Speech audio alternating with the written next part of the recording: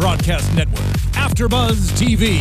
Over 20 million weekly downloads in over 150 countries, and your number one source for after-show entertainment.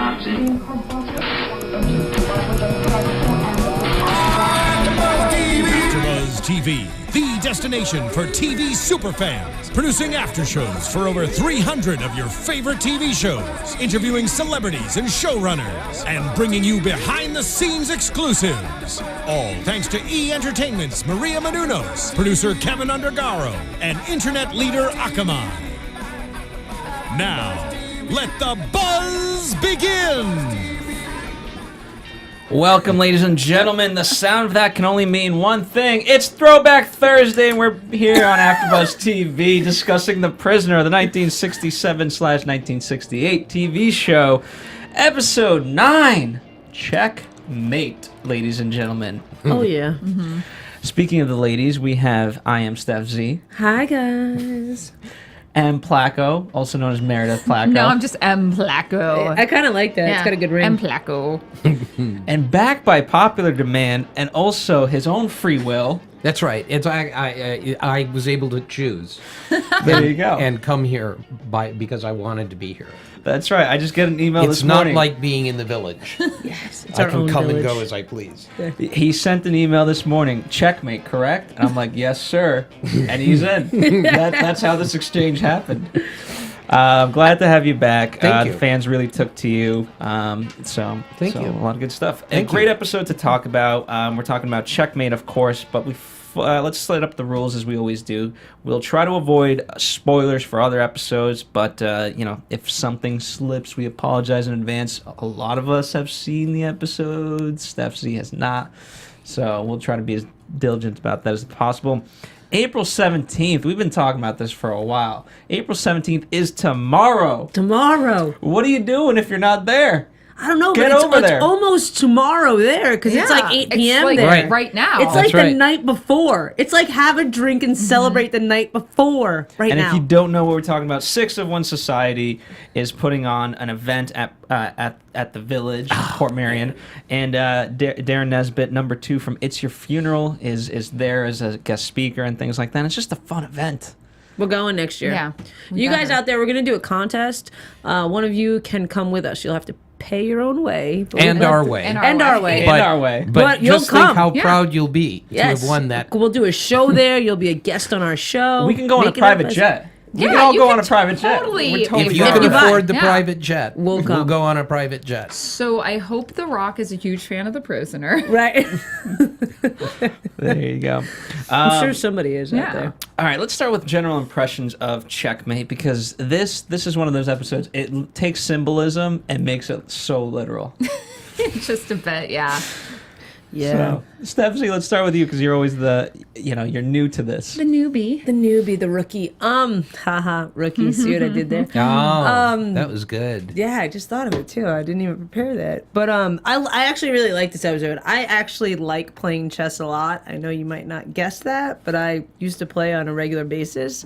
So I do like chess. I do like the symbolism here. Of course, I have lots of crazy theories about this and numbers and picking up numbers. Like in the beginning, the queen didn't have a number. Then she finally had a number. So why did she not have a number? And then she didn't have a number. The rook never had a number.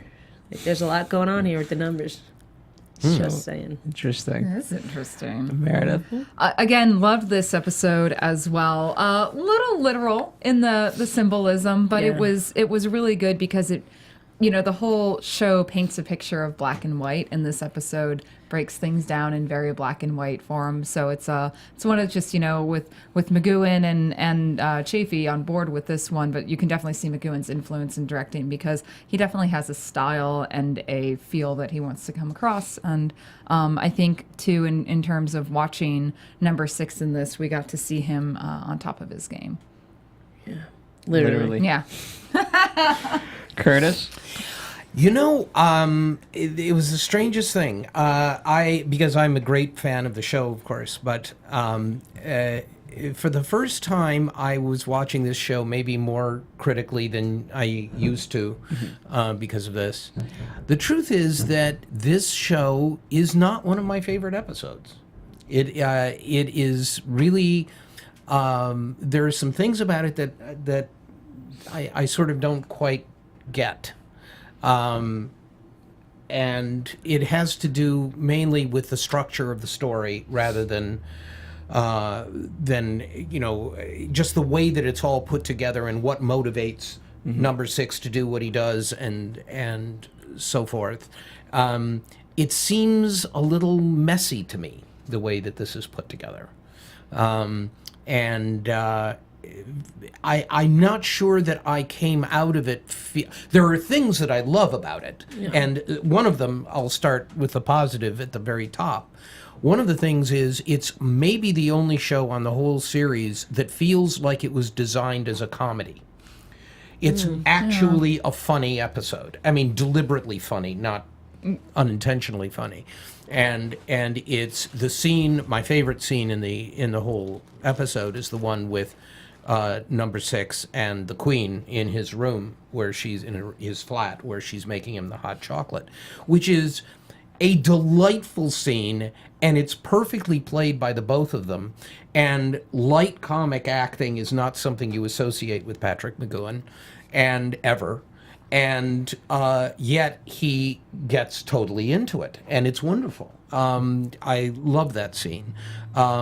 He appears to be in a completely different area, when he actually smiles when he's holding her hand, and I mean, it's obvious there's always going to be the wall there, but it's the closest you get to an actual, romance.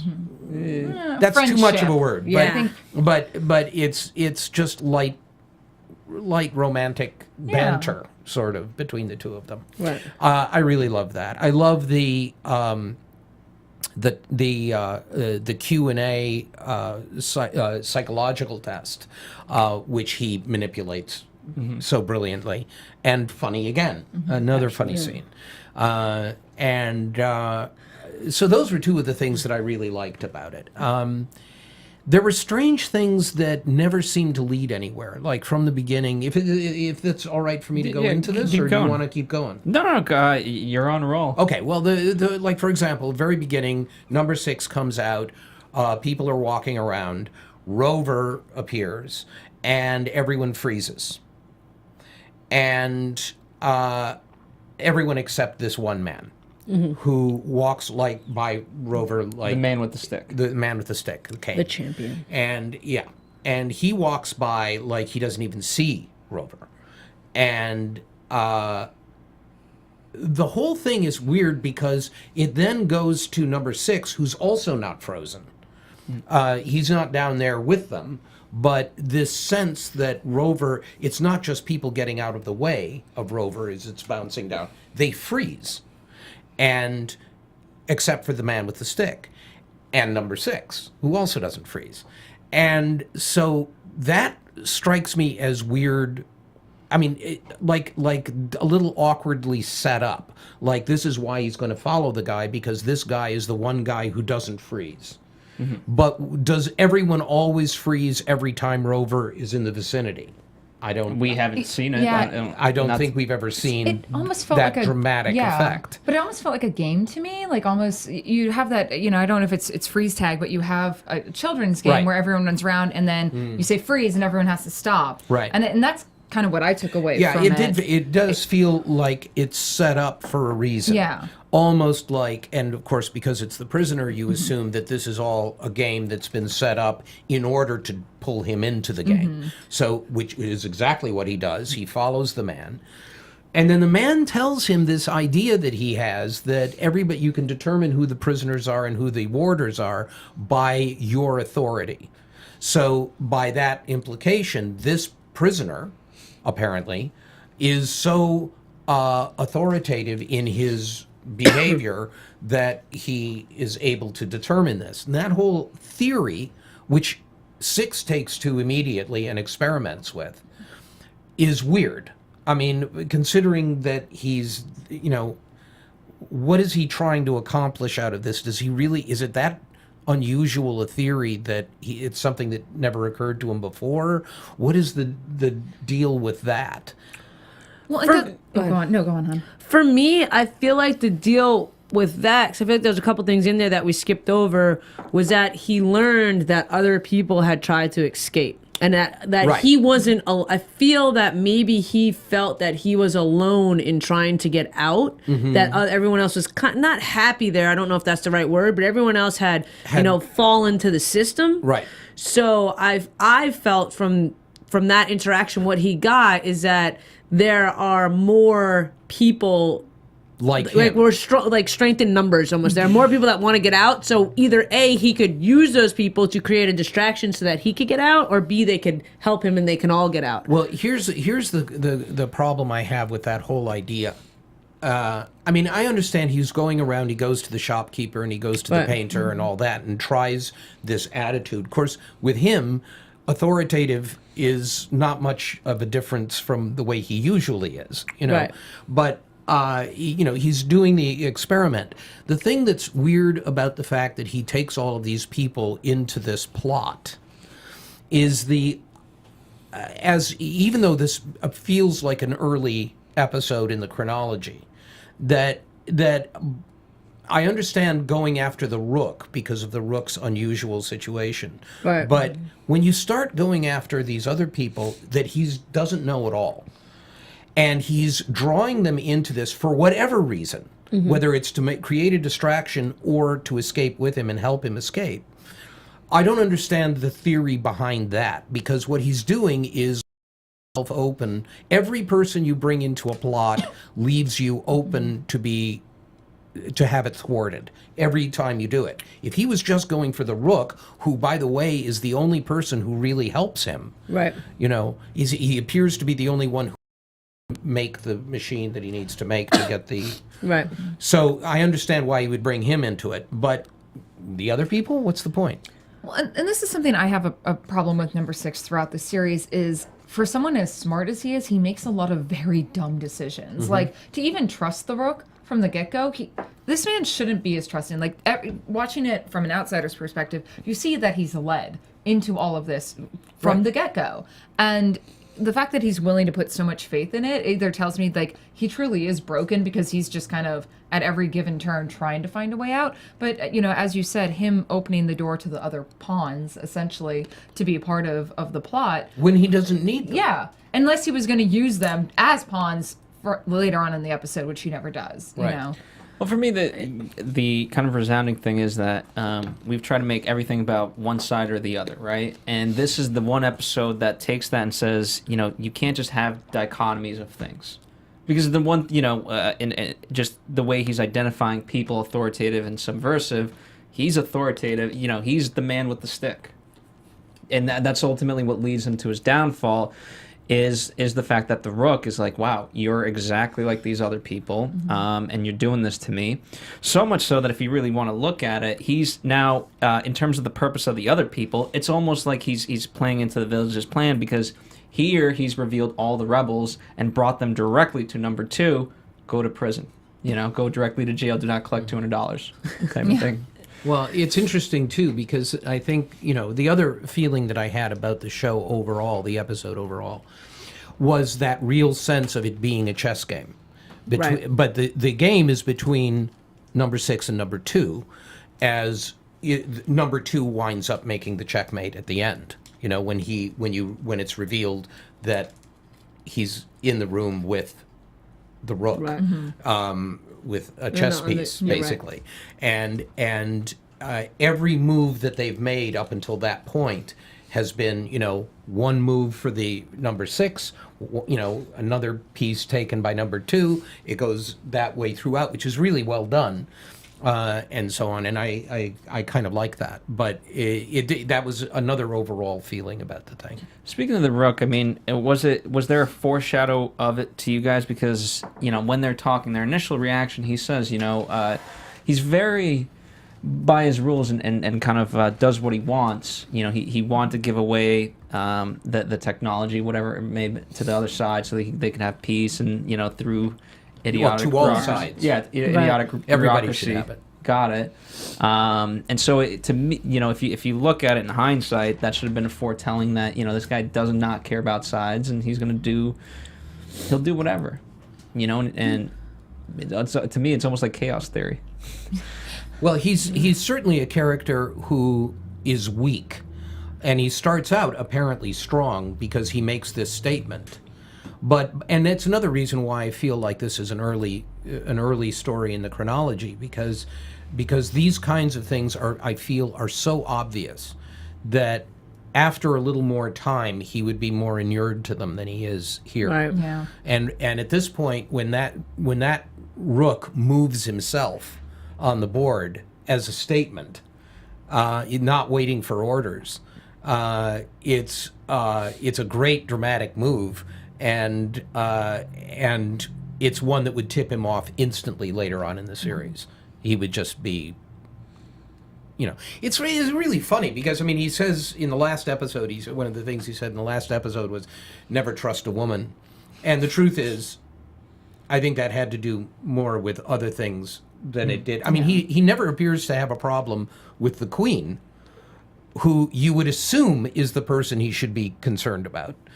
But he was able to solve that. Well, he figured out what that was. Yeah. Yeah. He figured out what that was, but he was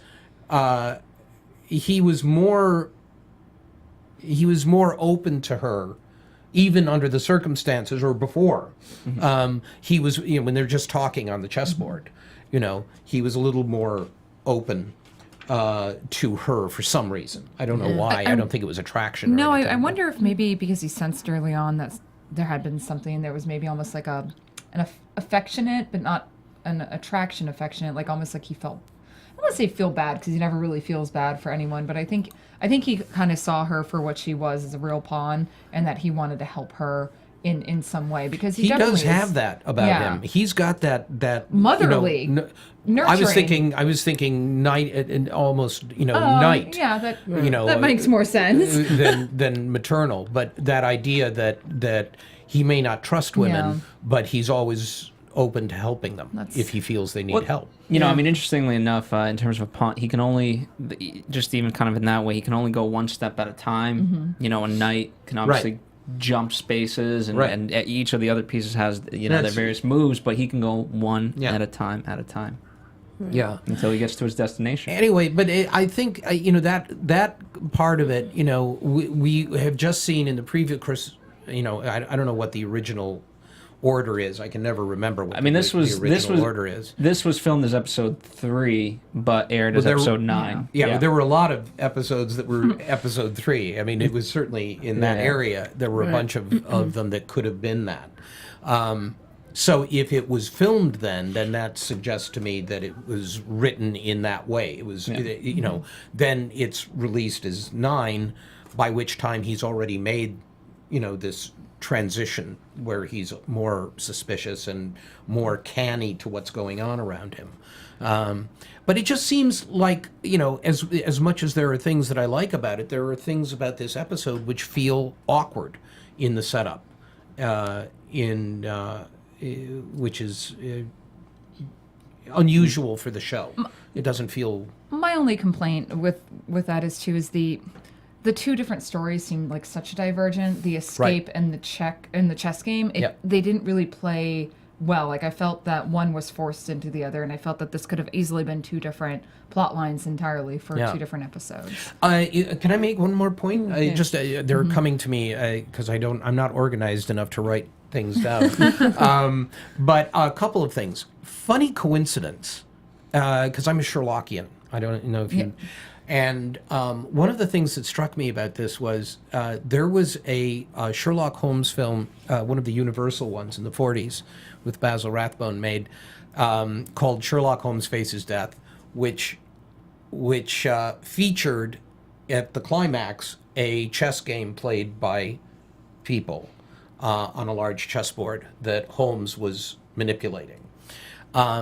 But what was interesting to me was when I remembered that, I was thinking of that movie. That took me to the next thing, which was that movie was based on a short story called The Musgrave Ritual. And The Musgrave Ritual is a question and answer thing exactly like what starts off all of these shows. It becomes, whose was it? He who is gone. Who will it long to, he will come. It's Right. it's a whole thing that reads exactly like the opening dialogue between 6 and 2, whoever the 2 is, and it has nothing to do with it. I'm sure it's just it tickled me that there were those connections between Sherlock Holmes. Well, it's interesting, kind of weird, this whole episode to me, as we're talking about it, again, it's just the number 2 sticks out and, one or the other. And so let's start with this idea of chess, right? And what it fully symbolizes, because you have the chess pieces and you can argue that they're the villagers, but then who are the players? Is that symbolic of number 1? Is it symbolic of God? Where does it, what's ultimately the comparison there? I mean, for me, it was very much one literal, yes, not just the villagers are the chess pieces, but people in general are pawns of their country. And I looked at it from a global idea that, you are always going to be behooven to someone else's machinations. And at the end of the day, do you really have free will? And that's how I looked at it. It's so funny because, for me, I was looking at it that, yes, you start as the pawn, but, the pawn, we think of the pawn as, maybe the weakest piece, or a lot of people have that generalization. But if you think about it, if the pawn does take those steps and get to the end, they can trade in and get any player. So for me, it was a little bit like you, and again, but you have that own power to be kind of however you want. But here's the interesting part. They couldn't, the moves were announced to them and they would move, number 1. But I'm saying, not that they could have done it in this game, but inevitably that's what's possible. I get what you're saying, but in terms of the show, that's how it was. And then, for the most part, right, how many episodes have we seen where the loudspeaker tells the villagers what to do? We have elections this week. We have a dance this week. We have to go do this. And it's like, we're all happy because we get to do this. And until they're told, they do not do it. Right. And then to me, that was an interesting comparison. Another thing is, who are the men who are playing this game, and are they prisoners? Are they trustees of the village, of the system? Are they warders? I don't think that is ever entirely. And there's this weird story about the man with the stick, belonging to a royal family and coming from nobility. And here he is up on the raised chair there's another person on a raised chair. We don't know if he's descended from nobility. But what was the point of even bringing that up? It never goes anywhere. Here's the thought. There was a line there that chess is therapeutic. And if you take it in this scenario, all it means is you have the literal ability to control people. And if that's your definition of therapeutic, is just power over people, then that's exactly what you seek, and you can argue that's what the village wants and everything else. I wonder if they change also. Yeah. It's whoever. If 2 people decide, let's play a game of chess, and we've seen people play chess on regular boards as well. That's a common sight at the village. But you can imagine being in a place like this and 2 people say, hey, let's play the big board tomorrow. And because 2 people are playing the board, everybody join in, because that's your job. You have to have a complete set of chess people. I wonder if the noble monologue piece was a little less part of the show, but more cultural interpretation, where in the 60s you really start to realize how irrelevant the monarchy is, and that democracy, at least through the parliament, is taking shape. And I wonder if that's just a cultural aspect of the time. That's this is something Downton Abbey touches on in the 20s and 30s, that the nobility is kind of falling out of place. So what else do you have to do other than sit around and play chess, because you're really not a master of anything? In fact, you're somebody else is your master now. So I took that as more of a cultural statement versus something actually from the show. Yeah, it's certainly readable that way. It's just But why was because it never included? Goes anywhere is the question. It never really. I just think a lot of this episode was poorly edited. I think that's true. Yeah, I think they shot a lot and edited. And maybe lost stuff. Yeah. That's entirely possible. Here's the I don't think they shot a lot. So it's kind of. I have a quick overview of it, right? It's the 3rd episode filmed. Don Chaffee gets the directing credit, but McGoohan did a lot of the interiors.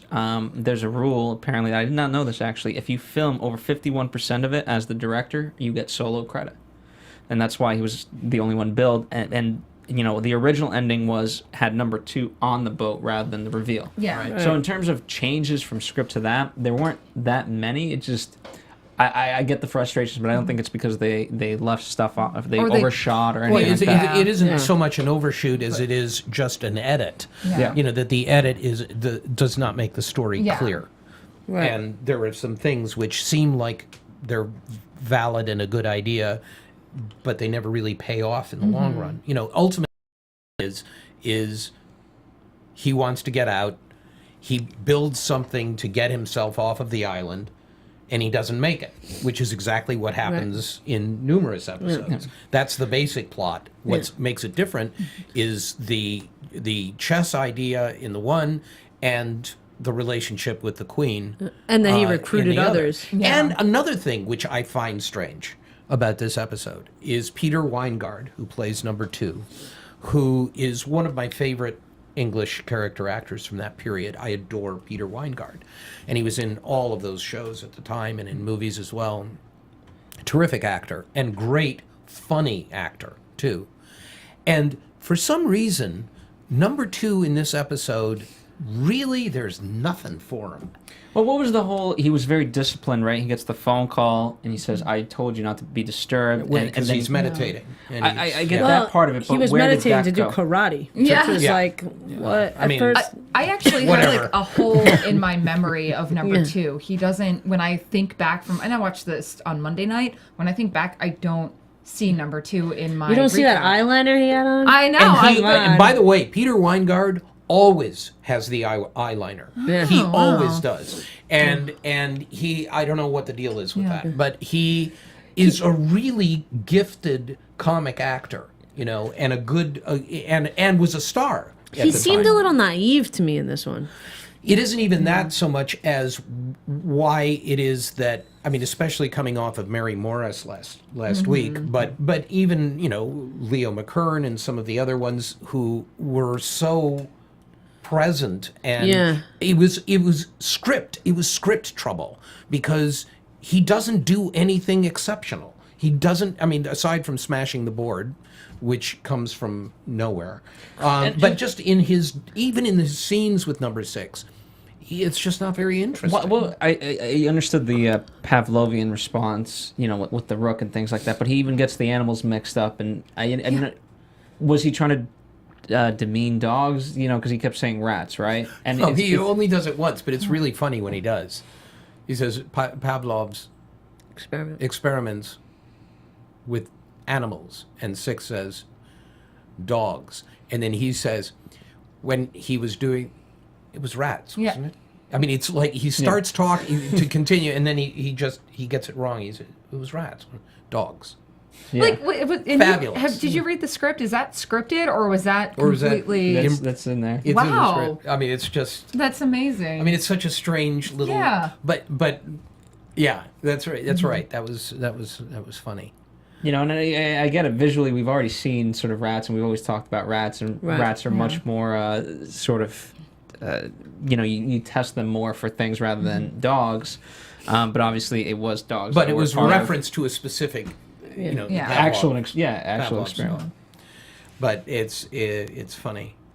I gotta say, I mean, just the scene with the rook actually going through this, and the way I thought he played it amazing, with just kind of stumbling around all with the thirsty. water coolers. Yeah. That was well done. That was some definitely comedic stuff right there. Let's see, you know, and I thought in terms of, you know, we've kind of touched upon this, but I thought, you know, it wasn't so much that the rook did an illegal move, which he couldn't move the way he did. Yeah. It was the fact that he did it Without being told. Yeah. And Well, that- it's the what they refer to as the cult of individuality. Is that it? Yeah. What they say. But if you notice, when the rook does, to me, I read that as there's something else going on. Only when we see at the end, when he crosses back across the chessboard, he does the straight rook move. So he was whether or not later in the show, you know what I mean? Like, we can, because, I mean, have we all concluded he did this on purpose? Like, Yeah. we all agree with that, right? The The Rook. Rook. Yeah. This move. Sure. To make, But what is the part? well? But To what get is the number purpose? 6 to get number 6. I mean, even look at the photo that we've got up. It's like number 6 is like, who's that guy? But clearly the Rook is working with number 2. You think so? What do you mean? I don't think from the get-go. I don't think from the get-go. I'm not sure either, because I'll tell you, when he makes that, but think about who that guy is now. That move was something that 2 would do. 2 would do it just to provoke people. And what this guy does is he not only makes the move without being told, he pushes someone out of the way in order to do it. Physically pushes someone out of the way to make his move. Right, but I totally saw that when we see at the end that the Rook is revealed with number 2 and that they've said that He's been manipulated yeah. by 2. That's Right, but- post. That's after the experiments. I think he deliberately did that move to get 6's attention. But I don't think so, because they deliberately did that, and I could be wrong. Totally could be wrong. But how I saw it was he did that move, and then to reinforce to number 6 that he was an individual, because why else would they bring number 6 to show him the testing where they make it so that they think that he's on the same page? I think you know what I mean? Did that as a scare tactic to be like, this could be you, because they're so afraid to go the distance when experimenting on 6, and I think they use a lot of it to. Right, but if he did it on his own will, then why would he not have been quote unquote fixed? Like, why would he do it on his own will, then get this scare tactic, and then, you know what I mean, we'll talk get this about- treatment? Like, to me, that doesn't line up. Well, let's talk about the psychology in one moment. But Okay. speaking of, I think he's given the Right, title. okay. No, but he's given the title of a Rook, right? And so, Right. But in many ways, it's almost like it's a scapegoat in many ways. You how many times do, especially in the mafia, someone gets a grand title so that way, when push comes to shove, they can take the hit for it. Right? And so in this regard, I think he is just ultimately a pawn in this game. He doesn't know which way he's going, and he's manipulated, ultimately back to number 2, but I don't think he has any knowledge of it. Oh, I do. I don't know. I think he's... I think that it's something... Because he says it. Again. What does he say? At the end, when he's with number 2, he says... Like, he tells him, like, you convinced me just like them. You acted like just one of them. So how was I supposed to think you were anything different? So I read into that from however long he's been there, he's seen how they've treated him. Therefore, he's gotten on their side and saw this guy was treated... But see, even Like, it all number came 2 around comes full in, circle But to number me. 2 comes in and says to the Rook that, no, you betrayed. Like, he was on your side and you betrayed him. Like, he rubs that in. Yeah.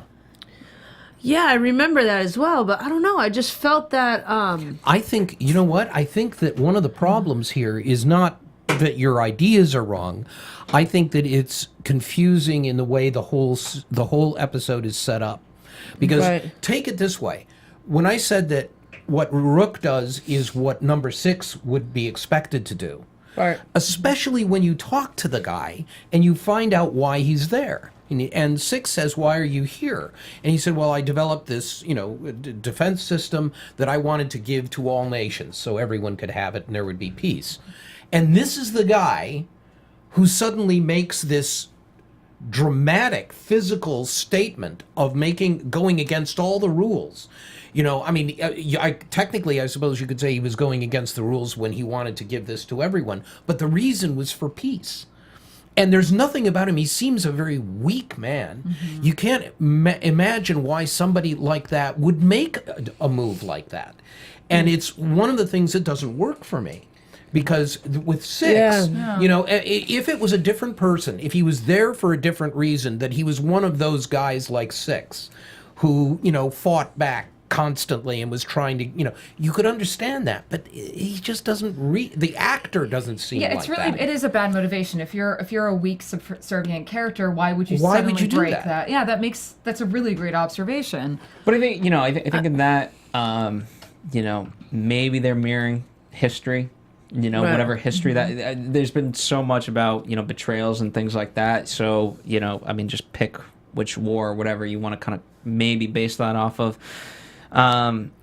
And then shoot, what was the other thing? It was just weird for me too, their interaction on the beach, that no one saw him going in and out, bringing things in and out. Yeah, I know. Really, that was why that added to the fact of like, okay, well they know what he's doing already, because how would they miss that? And I'm sorry. How is it that the audio isn't working now? There's just so many things. That was a great one. That's a great That's one. why I thought that they're in on it anyway, so they're not freaking out. That like, was it really just like, oh, the camera's not working, oh, the audio's not working, right? Oh, he's totally fine, and he can just go sit in a beach hut and build a freaking getaway, like, you know, like it was just all like no one's going to go into that beach. Right, there was just, hut. I guess maybe the reason where I got to my conclusion is because there was so many things kind of overlooked, so I assumed that they knew what was going on. I think Maybe they're they just overlooked didn't. because it's just bad writing it job. felt like lazy maybe I was writing. giving him a little bit too much because I didn't feel that, because and I get to like now episode 9 I'm so into it, and again you guys have seen the whole thing, so for the first time it's a little bit different, and not that I wasn't into it weeks in the past, but now I'm just like ready to watch every week, you know. But I gave them the benefit of the doubt that they knew that, rather than what you guys are saying, that it was just here's the inherent problem, which is, you know, probably possible. But the inherent problem too, you know, just even in the story as the characters, a chess game, everyone knows the rules, and now you're trying to do this. You don't know the game piece, you know, the overall setup. You don't know the pieces and who's who, and so yes, that's part of the fun, but it's also part of what brings number 6 down, is because you can't identify these elements of the quote unquote game. And so and for me too, it was like the castle. Usually you can, I mean, with the rook you can do the castle move. I'm like, so he's working with somebody. I just took it. But the in order for you to perform the castle move, you have to the rook has to be in the right position on the board in relation to other pieces to make that work. You can't just make it. It's not like checkers where you get to the end and you automatically get what you want. No, I get that, but what I was saying, like, for me, what I took away from that was that the rook, in order to do something, usually isn't working alone. That they, with someone else's help, they can do a bigger move. No, but usually the rook works on its own as much as anybody else does. It's only in that case that it's able to make that change. But basically, it's just, you know, the way it moves, back and forth and back and forth. That's it. Yeah. And so, yeah. I don't know. I mean, it's just, you know, that's a great point, though. The audio, you know, where that really jumped out at me was the one where he's sitting with the rook at the table, and he starts by talking. He starts by talking, and then he. I guess he detects one of the statuettes, the statues moving, and so he then immediately starts talking about the game, like they're not actually talking about plotting. Yeah, and then he stops and goes back to talking about the game. And where number 2 is just like, no. Oh, we trust him. Like, I haven't heard that. Yeah. Like, I've never seen a scene like that in this whole series. So I was just like, okay, he's got to know. But that's he's got to know. I just felt this number 2 was just ignorant. I just felt he was ignorant of the game. And I that was weird. Like, how did number 6 pick up? Like, he just knew exactly. It's like, I felt number 6 was working more with the village at that point. And what I thought, which was crazy, was why they gave the queen this necklace that was like a pulse rate detector. I thought for sure that was going to be an audio recorder to just stay close enough to him so you can hear what he's plotting or planning to do. Heart rate thing, so that we see her heart rate getting, but like when they're close. What does her being close have to? I was just like, what is happening? Well, I think the idea was actually that was how they determined that it was working. The idea was that it would actually be she refers to it, the psychologist refers to it as a what's the word? I can't remember what it's called. Anyway, but the idea was that you always know where he is because of her. Right, because they Because it's always- brainwashed her that he loves her. Right, He gave and her so that. she's. I mean, it's But that's embarrassing. like- I mean, yeah. you know, It it's was- like they gave him a dog with a collar, and I mean, it's a That's a little good way bit to look at creepy. It was a the little whole bit thing. creepy. Yeah. Um, And I thought she was going to poison him when she gave him the hot chocolate. I did too, and he drank it without even a thought. Yeah. And he's already been poisoned once in that way, or maybe that's Twice, Maybe three times. Twice, technically 3 times, that. yeah. that is Let's talk already about interventionist psychology, right? And I feel like Meredith, she's going to go off on this topic. The idea that you can cure something out of somebody, right? Very prevalent in this time, and that's what they're It's doing with the still in rough. certain circles. Some people seem to think that. Yeah, that's right. It's not Generally, when it true. comes into the Standing back. religion side of things. Yes. Sitting down. Okay. Sorry, I have a lot of issue with this sort of idea that you can just pick up a person and cure them. Yeah. Using basically electrocution and behavioral therapy. Sorry, go on. There's Or the more- Bible. Yeah, or the Bible. No, I actually wanted to hear your thoughts on it. I mean, I'm just here to kind of introduce the topics, but yeah, I mean, you know, so we get that with the Rook. You could argue that they're doing that with number 8, the White Queen, The White Queen, yeah. and Which all is that. 2 plus 6. And well, but we've seen number 8s like A lot. That's a rotating role for that role. Yes.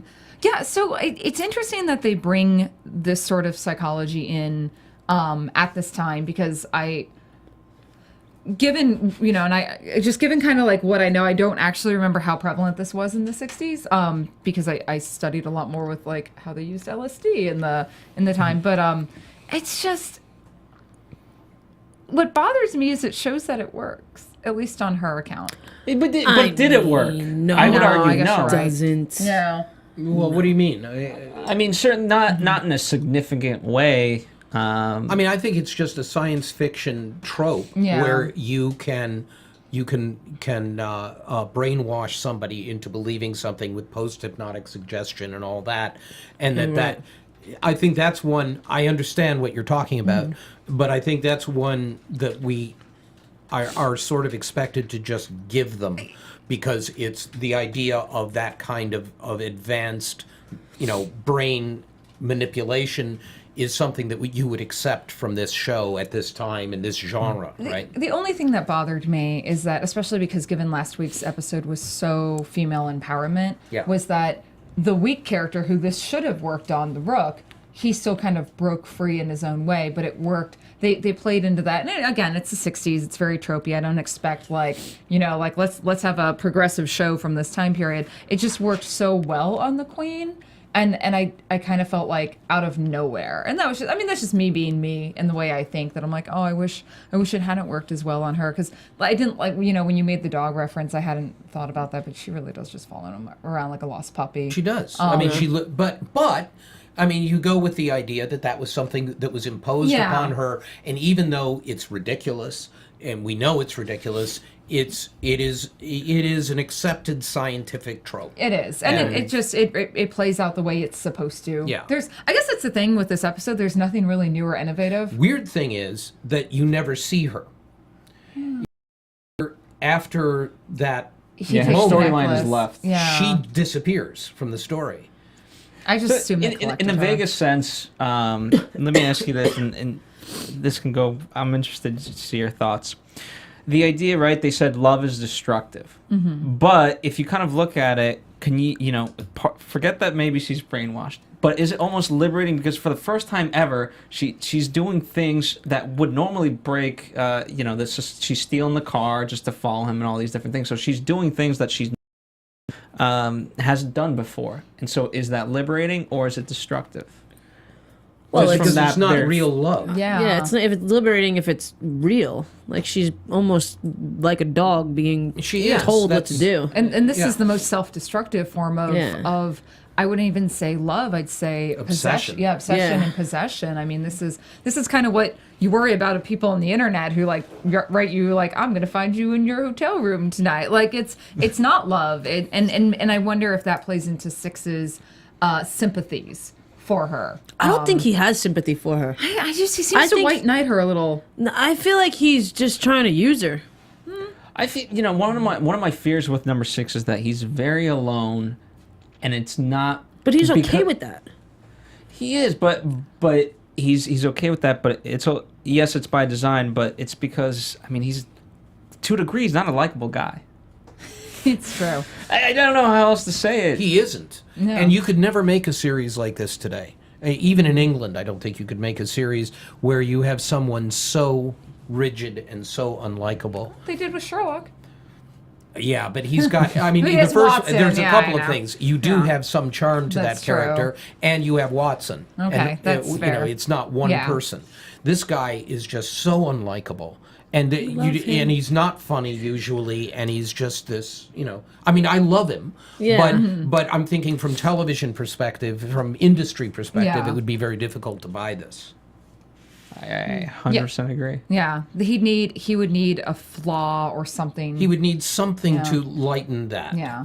Something. you could even House had that. That's true. I Yes, love Wilson. House too. Me I know. too. And but it was House had humor, And he had romance with Cuddy. and he had romance. He had so, Cuddy. Yeah. And you could argue here, his flaw is that he's one of the most, you guys kind of hint at it every week. He's a very unsuccessful spy. No wonder he retired himself. He kind of sucks at his job, apparently. Well, we don't know that though. Why do we think that?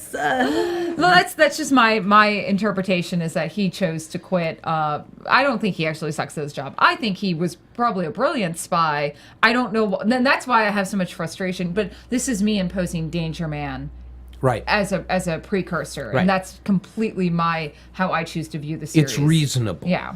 That's a very reasonable mistake Yeah. to make, and I think that it's one that maybe we talked about this a Yeah. little last week.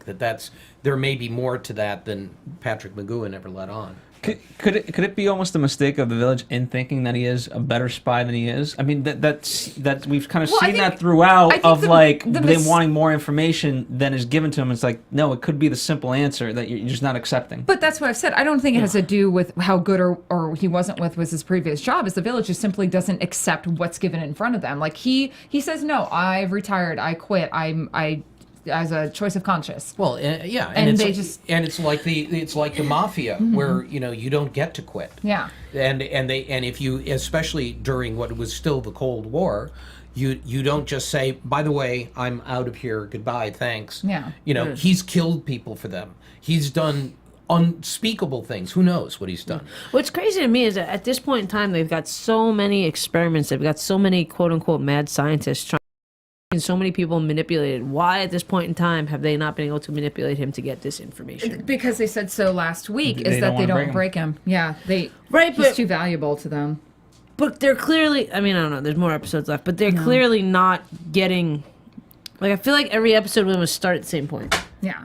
Well, and when you look at this, as the viewing order versus the filming order. That's That's what's really confusing.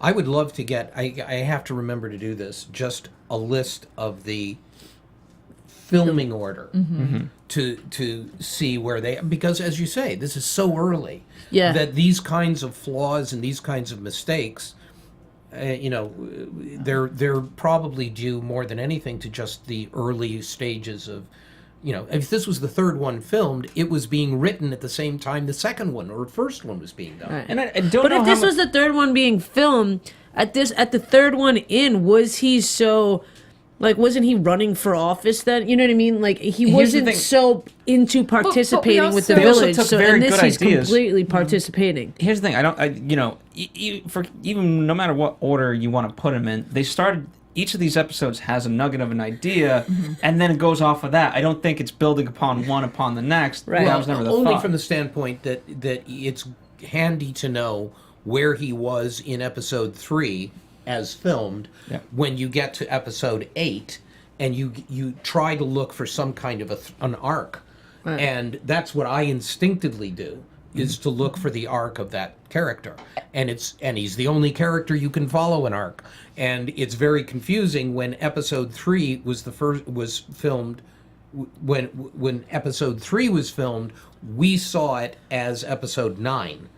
which throws all of your arc right out the window because Right. it doesn't make sense anymore. And also, there's never any time in between each episode. We don't know how long, like, he could have been here Exactly. 2 days, he could have been there 6 months. So we Right. don't have an idea of how long he's been on Right. the island or the village at this point. Right. Right. That makes sense. Yeah. So it makes it tough to follow when you're trying to look at it. Well, very all we're critically. doing is what I he know. wanted us to do. I know. Right. Yeah. By the way, this was the great thing about him is that the reason he wouldn't answer any questions is because he liked people getting all messed up trying to figure out what he was trying to do, Right. what he was trying to say. It was he succeeded beyond his wildest dreams in creating, a 19 episode, show which, 40 years later we're still, sitting here. Yeah. How many shows can you really say that about? Not Yeah. many. No. A lot of happy mistakes. Yeah. A lot of happy accidents happened in this show. It gets into that area where you look at the flaws of something which they were doing as product. I mean, Right. he had his own idea about it, but basically television is product. He wanted to maybe do more, but they're still going, we have to get this shot today, by the way. Right. Yeah. And whatever winds up getting lost in the process, we look at as clues. And they look at as, well, we didn't get that shot, Right. I mean, So true. Such is life, though. I mean, they That's the reuse, fun part. Yeah. They reuse so many shots from Arrival for the beach scene, and just the day and night stuff. Just and how forget about- episode order. Yeah. Day and night, just in general. It You're like, doesn't- wait, is it it's day? Is it all night? over the Where place. we You know are. what stood out to me, and I don't know why this stood out to me, but it seemed odd to me that when they were at the beach, when there was that puddle, there was like a piece of wood over the puddle. The puddle was not big, so why it was like we did you send? Yeah, it was probably to like roll a camera gear or maybe something that. around. But yeah, it was like, It was like, this? why is Yeah. the wood there? No, we've seen that And before. then at but- first I was like, is it because someone like walking on water? Like I was, I know that sometimes or I take maybe it a it's just step like too far. dirty But, debris that washes up. but yeah, like it wasn't like the wood was over. There was nowhere to cross. It was just like a puddle. Or do you- and there was like wood But across here's the it. thing, right? It's the whole notion of a gentleman taking right Yeah. in cartoons, putting it down on the water, and where for me the villagers are so, what's a word? Aware. Not aware, but they're so prim and proper. Yeah, I don't there's- even know yeah, if I that's know. the word, but like of Classy. course they can't walk on that water. They have to walk on But top like very of it. also easy, be they could have for- walked around. Well, it could also be for the tide. Maybe Yeah, when the but that- tide comes in. That's too much effort. Yeah, I'm just saying. It saw that and I was like, it's odd. Fair enough. Yeah, but I'm glad you saw it too. I wasn't did. I alone. was no, like- It's the Yeah. woman's detail eye. Yeah. I saw it too. I just didn't make anything of it. Yeah, I mean, until now. Yeah. sometimes a cigar is just a cigar. I'm telling you, this is like how I view fine art from the Middle Ages. It all relates to Jesus being crucified on the cross. It's all art ever interpreted. Wow. That's interesting. No, that was like what literally that was my final thesis for my art history class in college. Is I wrote all about how even every art interprets back to that. Wow, that's really interesting. Huh. Speaking of things, let's Speaking Yeah. of crucifixion, So yeah, let's talk about the Polotska, and man. Oh, how? let's start with you guys. You guys seem to Okay, have so opinions already. obviously the ship was part of the village's thing, but it seemed like number 2 was ignorant of it until just kidding, you thought the Pulaska was gonna be your ticket to out of here. No, they're with us. God, now that I'm going back and actually talking about this episode, I'm reasserting how my whole feelings on it, and I'm kind of like, it was just too well. It was too well placed. Everything. It was just too. You're right, Steph. Everything was too well put in place. Here's the thing. I mean, is it a fact of when you look at it? It's to me. I know everyone loves The Sixth Sense, and spoiler alert. It's almost actually not, but it's a matter of aren't we clever filmmakers that we hid this fact from you rather than it being almost like a revelation, right? So in the Yeah. case of this, it's like look at this bit of information we were able to hide from you as an audience rather than look how clever number 2 is. What is the piece of information? Yeah, what's That- clever? The fact that, well, because they're manipulating us as the audience by having the whole number 2 interact with, hey, there's a distress, there's Mayday, and all this stuff. Right. But again, is he? It's almost like Well, he's still only playing that off for the audience purposes rather than for number 6's purposes or anyone else. Yeah, because number 6 wasn't privy to any of that, so I almost felt cheated at the end because I'm like, it wasn't. I'm like, you're just throwing us for a loop just so you can be like, just kidding, we were here. And I'm like, it was unnecessary for how smart this show can be. I don't know. I take back that I like this episode. No, don't. No, I mean, no, it's fine. No, I mean, love this episode. I love when it spins me out. It doesn't make sense. Because normally I'll talk to my boyfriend about it because I'll have him watch it with me, and we didn't watch it together, so I didn't have that pre-critical thought. So Aww. no, it's fine. I still love the series. I mean, the thing about the ship is that, and forgive me if I'm wrong, because my recollection was that there is a moment in which, when he's talking about it to the Rook says something to the effect of, he says, I'm going to send out a distress call, and the Rook says, they're going to pick it up. He knew. And he says that. So that's out there. Right. And then, sure enough, the ship shows up, and it's their ship. So they did pick it up. I mean, he actually gives this unimportant character, essentially, a line which tips off the audience that the ship that is ultimately going to show up is going to be the wrong ship, and he's going to be one. I don't have a problem so much with the idea that when he gets on the ship, it's the the number 2 is there, and it's just coming back again the same way it always does, because I think that's a method that they are counting on to break him eventually. That every time he gets a little away, it's the mafia thing. They pull him back. And so that is, I understand that. It's a way of breaking him without breaking. I just felt the scene in control room was a little unnecessary. Well, I mean, it was just a big way. It was a way to get a fist fight at the end of the show to make it feel like something's going on. Which I think that's whenever I like in episodes, whenever McGoohan punches people. Fist fights are good. The fighting scenes are awesome. That's why I love Daredevil. Fly out the window. Yeah. It's weird though. I mean, if you look at the green screen, that there are times where you can see sky, and then there are angles where it's just the green screen. Yeah, and it's just. Did you notice this? Yeah.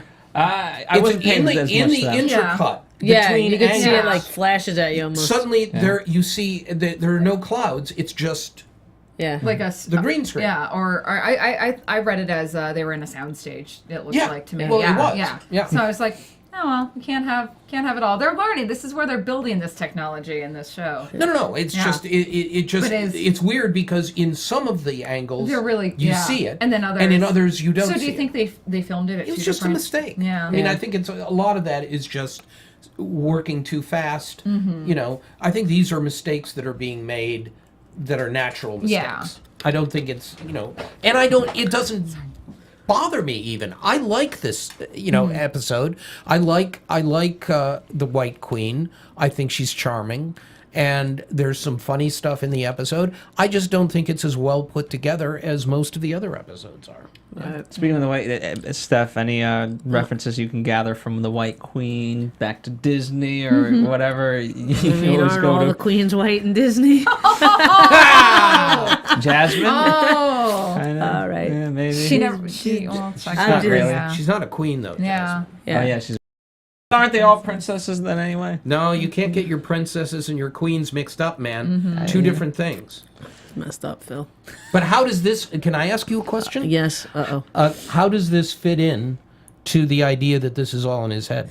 Well, I was trying to keep that to me this episode just to see, but I still feel, as I was watching, because we talked so much about it last episode, I do still feel that it can all be just him. Here's, I think part of the, going to your earlier point, part of the show fun towards the audience is negating all these theories, right? Because you look at science, and if everyone in the world, every person just saw, like, let's say a black duck, we can sort of safely assume that all ducks are black.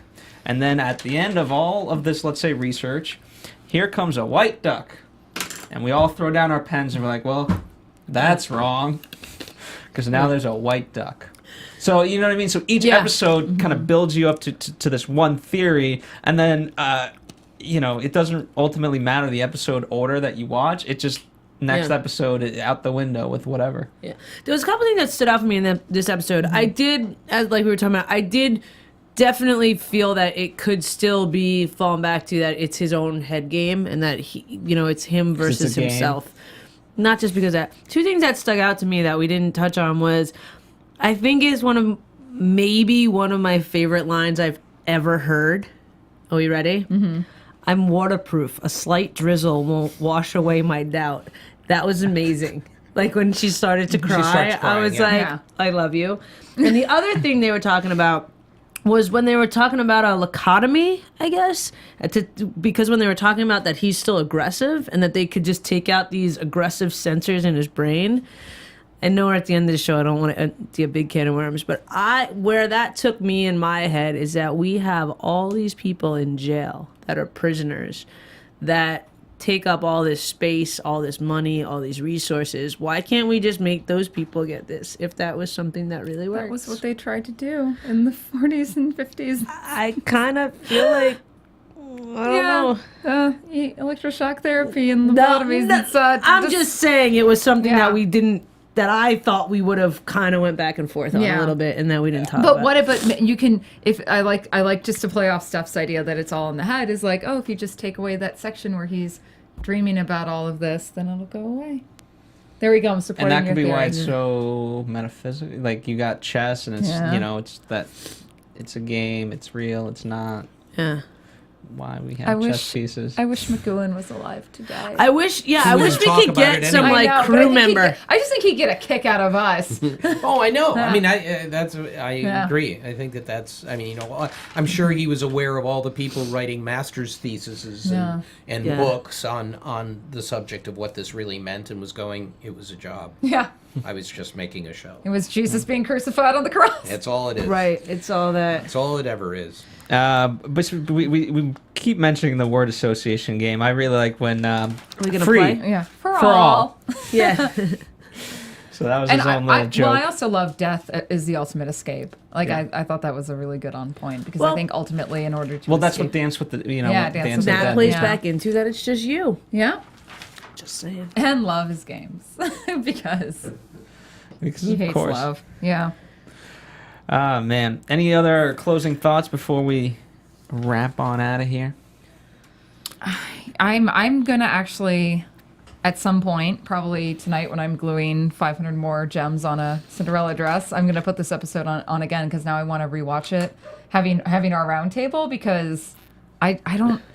Now I need to rewatch it. I'm upset because I'm like maybe I liked it for the wrong reasons and I want to go back and You could still write it. No, I don't like it. But no, but like There's I no reason said, to I'm really big in it. critical discussion, and that's why I like, especially coming before here, I like to watch and hash it out with other people so I can have an idea of like, okay, where do I want to go? But now I'm like, I really want to go back and rewatch this one. So. Well, I'm glad we could do that for you. Yeah. Something good came out of it. Yeah. And also, I need something to entertain me while I'm crystallizing. Watch it again. Yeah. Let us know what you think. I will. I'll tweet about it. Do There it. you go. Speaking of Twitters, Steph Z, what's yours? My Twitter is IAMSTEFZ. Tweet me, and I'll tweet you back. Meredith You can Placco. find me at mplaco. Oh my God, we didn't tell your story from last weekend. Oh, so Sorry. real quick, I was at the Interrupt. Coachella Music Festival last weekend, and I was having this moment where I was like dancing and enjoying the music, and then all of a sudden, someone had blown up a giant white beach ball, and I was like, "Oh my God, Rover's coming for me!" So I took a picture and I tweeted it out to some of the hosts here, and we had a good laugh about it. But it was pretty funny. That was my moment. So if you go to Coachella, watch out for Rover. Rover will be there. There's Yep. there's purple rovers, there's green rovers, there's white rovers. Wow. Rover on acid. Boom. Hashtag. There you go. Curtis, where can You people didn't find- say your Oh, at mplaco. Oh, you did? Yes, Okay. yeah. All right. And Curtis is booger. There you go. I have to say that all the time now. huh? Yeah. Yeah, Yeah. I guess Okay. so. I don't need to say it one more time. Sometimes Curtis is booger. And Steph's, you got the booger is back hashtag going this morning. Oh, Booger is back to you. Anyway, thank you for joining us yet again. Yes. Thank you. Always happy to have you. Maybe I'll get a email next week. What are we doing? Yeah. Speaking of what are we doing? Oh, you took that piece of paper away from us. I know. It's your funeral. Yes. We're doing that one. Your funeral. Which is great because that's the Nesbit. Yes. Yeah. So there you go. It coincides. Isn't that the When We're Nesbit's number 2? Oh, yes. Yeah. Yes. Yeah. Yes, it is. Right. So So we'll be doing that one. So brush up if you need to. We'll be back next Throwback Thursday. Yes, we had For a the whole prisoner. bunch of hashtags going on here. yeah. For the Prisoner After Show here on AfterBuzz TV. Thank you once again. Let us know your thoughts and comments. After all, such a rich history to the show that we can't do it justice every week, and that's why we like interacting with you guys because it's all a conversation. We'll see you next time. Be seeing you. Oh, I was late. I know. I always forget it.